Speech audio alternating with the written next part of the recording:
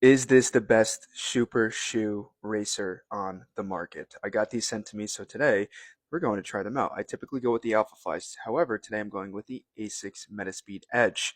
There's a difference between the Edge and the Sky, and I will go over that in this video. So let's get after the long run. Let's get as much footage as we can, as much positives, as much negatives, and give you my honest opinion. Let's get after it. So this shoe right here is a 4 out of 10. I'm not happy at all. I'm going to tell you who should buy the shoe and who should not buy the shoe, and I'm going to save you about 300 bucks here.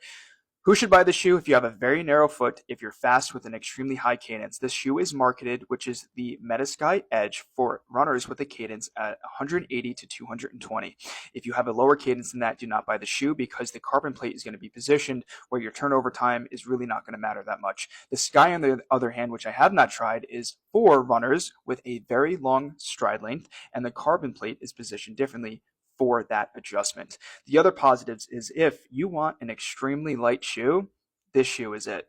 5.8 ounces. It feels like there's nothing on your feet. It's going to give you that high turnover time. It's going to feel like you're running sixes at fives. I was barely sweating. It was effortless, and I love that. However, the negatives outweigh the positives, and I'm going to tell you why. So obviously, the positives also are this shoe is beautiful. It's very aesthetic, and you guys can tell how much it has in terms of the foam. But the negatives is the foam is not bouncy. It is not a cushion. There is not much energy return. And look at the actual heel. This is very short here. This right here, you have to have very strong ankles and calves. It does not offer as much stability as the Alpha Flies. The other negative is the toe box is way too narrow for me. Now, that's who shouldn't buy it. Runners with fat feet, they're going to get blisters. Now, the other negative, though, is the tread on this. I'm going to see if I can put it up. Look at the black to the white. It is paper thin. I do not see this shoe lasting you more than 80 miles, in my opinion. Also, on the end, there is really no tread here. It's just paper thin, and that's a big negative for me. There's hardly any grip as opposed to the Alpha Flies, which has some deep tread and stuff to it. The Alpha Flies last me 120 to 150 miles, no problem. I do not see these shoes lasting at all. And the other negative is the quality of this shoe is extremely poorly made. I think they cheaped out on the materials to make it very light, which I do not agree with when it comes to a lot of these brands because obviously, yes, I understand it is a money game, but at the same time, give your athletes the quality that they need and make a shoe that's going to last. If I were to ever make a shoe, I'm going to design it so it's a one and done shoe where a super shoe can last you 250 miles. I mean, that would be absolutely amazing. And I know it's not how the market and the game works, but for example, because this shoe is so light, this has a quarter size hole in it already. Um, I'm not happy. That happened at mile 7, and I felt it when it happened. And I looked down and I saw a massive hole, and I was like, great. Same thing with my left shoe. So the quality is awful. I do not recommend this shoe for anybody unless you want a very light shoe and you have a narrow foot.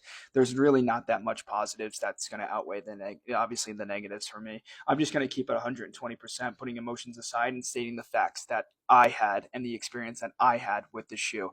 I'm very curious though. Drop a comment if you have this shoe because I don't really see that many runners in Central Park on the weekends with the shoe. I get it. All super shoes are not meant for weekend runs, but if you have some type of workout, if you have a marathon coming up, I highly advise racing in one or obviously trying it out on the weekend because if I were to pick this up and I never tried it and I got a blister on the marathon, I'd be pissed. So yeah, race shoes and stuff like that are meant to be tried on and kind of have some tempo speed workouts in them, but I rarely see the shoe. Even when I go to marathons, I rarely see the shoe. So that's it for me. Drop a comment. I'll respond to all comments. And the motivation, and I'm just going to be honest with you, is I had 22 miles today planned, and I only did 16 because of my blister. Now, old Justin would get pissed off, but I've been running so much, and I'm so mature that you have to understand, guys, for the runners out there that are hard on yourselves, just keep it 120% here. It is one bad hour out of the day.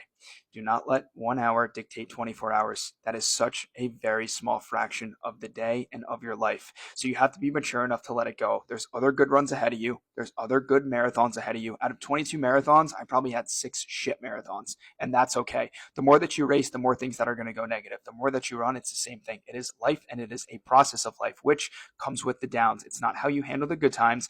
It's how you handle the bad times. So, of course, I could have played victim and pouted and this and that. My blister and my skin is hanging off, which I'm not going to show you because some of you guys are probably freaks out there. But at the end of the day, it's 1 hour. It is not a bad day. It is not a bad week. It's 1 hour. People go through things that are worse. So understand that runs are a part of it. Tomorrow's a new day.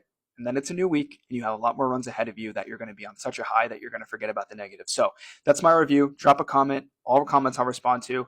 Love everyone out there. Keep killing it. But that's my review on the Metasky Edge. Peace.